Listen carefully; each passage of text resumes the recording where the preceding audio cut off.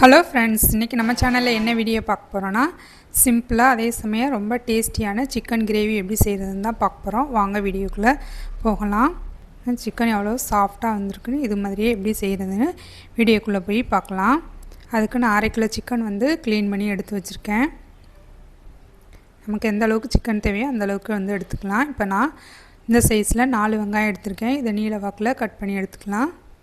இந்த மாதிரி கட் பண்ணி எடுத்தாச்சு. இது எப்படி செய்கிறதுன்னு பார்த்துடலாம். பாத்திரம் ஹீட் ஆகிடுச்சு. இப்போ நான் நல்லெண்ணெய் ஊற்றிக்கிறேன். உங்களுக்கு நல்லெண்ணெய் வேணான்னா சாதாரண சமையலுக்கு யூஸ் பண்ணுற எண்ணெயை யூஸ் பண்ணிக்கலாம். எண்ணெய் சூடானதுக்கப்புறமா கொஞ்சோண்டு பட்டை, 2 கிராம்பு, 2 ஏலக்காய் அதில் பொரிஞ்சதுக்கப்புறமா நம்ம கட் பண்ணி வச்சுருந்த வெங்காயத்தை சேர்த்துடலாம். வெங்காயத்துடைய கலரு நல்லா சேஞ்ச் ஆகி வரணும். அந்த அளவுக்கு இதை நம்ம வதக்கிக்கலாம். இப்போ எண்ணெயில் லைட்டாக வதக்கி விட்டுட்டு இதை மூடி வச்சிடலாம். அடுப்பை கம்மி பண்ணி வச்சுட்டு மூடி வைக்கணும். அப்போனா இல்லைன்னா வெங்காயம் கரிக்கிற மாதிரி ஆயிரும். அதனால் அடுப்பை கம்மி பண்ணி வச்சுட்டு மூடி வச்சுக்கலாம். இப்போ இதுக்கு ஒரு மசாலா அரைக்கணும். அதுக்கு நான் ஒரு சின்ன தேங்காயில் பாதி அளவுக்கு தேங்காய் எடுத்திருக்கேன். அது கூடவே ஒரு 5-6 சின்ன வெங்காயம் சேர்த்துருக்கேன். இந்த அளவுக்கு நல்லா அரைச்சதுக்கப்புறமா இது கூட நம்ம வீட்டிலையே ரெடி பண்ண கறி மசாலா பொடி 3 டீஸ்பூன் அளவுக்கு சேர்த்துக்கிறேன். இப்போ இதை தண்ணி சேர்த்து நல்லா நைஸ் பேஸ்ட்டாக அரைச்சி எடுத்துக்கலாம். இந்த மாதிரி நல்லா நைஸாக அரைச்சி எடுத்தாச்சு. இப்போ இது ஓரமாக இருக்கட்டும். நம்ம வெங்காயம் வதக்க போட்டிருந்தோம். அதுவும் நல்லா கலர் சேஞ்ச் ஆகி வதங்கி வந்துருச்சு. இந்த அளவுக்கு நல்லா கலர் சேஞ்ச் ஆகி வரணும். வெங்காயம் நல்லா வதங்கினதுக்கப்புறமா 1 டீஸ்பூன் அளவுக்கு மிளகாய்த்தூள் சேர்த்துக்கலாம். மிளகாய்த்தூளை எண்ணெயில் வதக்கிக்கலாம். நம்மளுடைய காரத்துக்கு தகுந்த மாதிரி மிளகாய்த்தூள் நம்ம சேர்த்துக்கலாம். மிளகாய்த்தூள் நல்லா வதக்கி விட்டதுக்கப்புறமா 3/4 டேபிள் ஸ்பூன் அளவுக்கு இஞ்சி பூண்டு பேஸ்ட் சேர்த்துக்கிறேன். இஞ்சி பூண்டோடைய பச்சை ஸ்மெல்லு போகணும். இஞ்சி பூண்டோட பச்சை ஸ்மெல் போனால் தான் குழம்பு நல்லா டேஸ்ட்டாக இருக்கும். இல்லைன்னா அதோடைய இஞ்சி பூண்டு பச்சை வாசனை அப்படியே இருந்ததுன்னா குழம்பு நல்லாவே இருக்காது. இப்போ நான் இந்த சைஸ்க்கு 2 தக்காளி எடுத்திருக்கேன். அதையும் நம்ம கட் பண்ணி சேர்த்துக்கலாம். இல்லைன்னா நம்ம மிக்சியில் அரைச்சிட்டு அந்த மாதிரி நம்ம சேர்த்துக்கலாம். இப்போ நான் தேங்காய் அரைச்சதுனால நான் தக்காளியை அப்படியே கட் பண்ணி சேர்த்துக்கிறேன். இப்போ இதுக்கு தேவையான அளவுக்கு உப்பு சேர்த்துக்கலாம். உப்பு சேர்த்து வதக்கும்போது தக்காளி சீக்கிரமாக சாஃப்டாக வெந்து வந்துடும். அதனால் உப்பு சேர்த்து வதக்கிக்கலாம். இப்போ தக்காளி நல்லா சாஃப்டாக வதங்கி வரட்டும். அது வரைக்கும் நம்ம வெயிட் பண்ணலாம். இதை மூடி வச்சுக்கலாம்.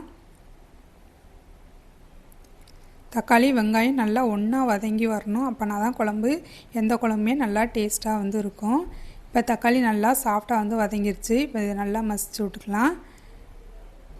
பாருங்கள், இப்போ வெங்காயம் தக்காளி எல்லாம் ஒன்றா வதங்கி நல்லா பேஸ்ட் மாதிரி வந்துருச்சு. இந்த மாதிரி வதக்குனதுக்கப்புறமா நம்ம க்ளீன் பண்ணி வச்சுருந்த சிக்கனை சேர்த்துலாம். சிக்கனும் சேர்த்து நல்லா இந்த கிரேவி கூட மிக்ஸ் பண்ணி விடலாம்.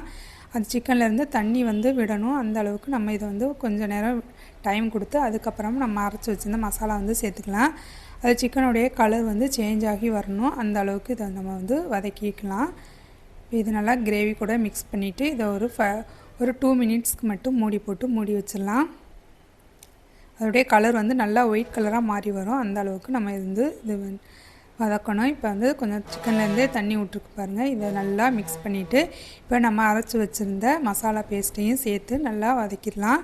இந்த மசாலாவை சிக்கன் கூட நல்லா சேர்த்து வதக்கி அந்த மசாலாவுடைய பச்சை ஸ்மெல்லு போகிற வரைக்கும் இதை நம்ம நல்லா வதக்கி விடணும். ஏன்னா இது எல்லாமே நம்ம பச்சையாக தான் அரைச்சோம். அதனால் இதனுடைய பச்சை ஸ்மெல்லு போனதுக்கப்புறமா இதுக்கு தேவையான அளவுக்கு தண்ணி சேர்த்துடலாம். நான் மிக்சியை கழுவிட்டு அந்த தண்ணியை சேர்த்துக்கிறேன். எந்த அளவுக்கு நமக்கு திக்காக கிரேவி வேணுமோ அந்த அளவுக்கு நம்ம தண்ணி சேர்த்துக்கலாம். கொஞ்சம் ஏன்னா இதில் நம்ம தேங்காய் சேர்த்ததுனாலவே இது கொஞ்சம் கட்டியாகவும் ஆகும். அதனால் தண்ணி பார்த்து நமக்கு எந்த அளவுக்கு கிரேவியோடைய கன்சிஸ்டன்சி தேவையோ அந்த அளவுக்கு நம்ம தண்ணி சேர்த்து இது கூட கொஞ்சம் புதினா கொத்தமல்லியும் சேர்த்து வேக வைக்கும்போது நல்லா ஸ்மெல்லாக கிரேவி நல்லா டேஸ்ட்டாக இருக்கும். இப்போ இதை மூடி போட்டு ஒரு 5 மினிட்ஸ்க்கு நல்லா ஹை ஃப்ளேமில் வச்சு கொதிக்க விடலாம். இப்போ நல்லா கொதிச்சிருச்சு 5 மினிட்ஸாக. இப்போ அடுப்பை கம்மி பண்ணி வச்சு ஒரு எண்ணெய் பிரிஞ்சு வரணும். அந்த அளவுக்கு இதை நம்ம வேக வச்சு எடுத்துக்கலாம். இப்போ இது நல்லா 5 மினிட்ஸ் கொதிச்சதுக்கப்புறமா அடுப்பை சிம்மில் வச்சுக்கலாம். தட்டு மூடும்போது இந்த மாதிரி கொஞ்சம் ஓப்பன் விட்டு மூடணும். அப்போனா தான் அதோடைய வேர்வை தண்ணியெல்லாம் அதில் விழுகாமல் இருக்கும். இப்போ இது குழம்பு நல்லா கொதித்து கொஞ்சம் திக்காக ஆரம்பிச்சிருச்சு. சிக்கனும் நல்லா வெந்துருச்சு. இப்போ இதை இடையில அப்பப்போ நம்ம திறந்து கிண்டி விடணும். இது அடுப்பை இன்னும் நல்லா ஸ்லோவாக வச்சு ஒரு 5 மினிட்ஸ்க்கு வேகட்டும். எண்ணெய் பிரிஞ்சு வரணும். பாருங்கள், எண்ணெய் பிரிஞ்சு நமக்குடைய சிக்கன் கிரேவி தயாராகிடுச்சு. இப்போ லாஸ்ட்டாக புதினா கொத்தமல்லி சேர்த்து மூடி வச்சிடலாம். இது ஆறுனதுக்கப்புறமும் குழம்பு நல்லா திக்காக ஆரம்பிச்சிடும். பாருங்கள், நமக்கு சூப்பர் டேஸ்டியான சிக்கன் கிரேவி வந்து தயாராகிடுச்சு. நீங்களும் உங்கள் வீட்டில் ட்ரை பண்ணி பாருங்கள். என்னோடய சேனல் உங்களுக்கு பிடிச்சிருந்துச்சுன்னா லைக் பண்ணுங்கள், ஷேர் பண்ணுங்கள், சப்ஸ்கிரைப் பண்ணுங்கள். சிக்கன் கிரேவி தயாராகிடுச்சு. நீங்களும் உங்கள் வீட்டில் கட்டாயம் ட்ரை பண்ணி பாருங்கள் இந்த மாதிரி.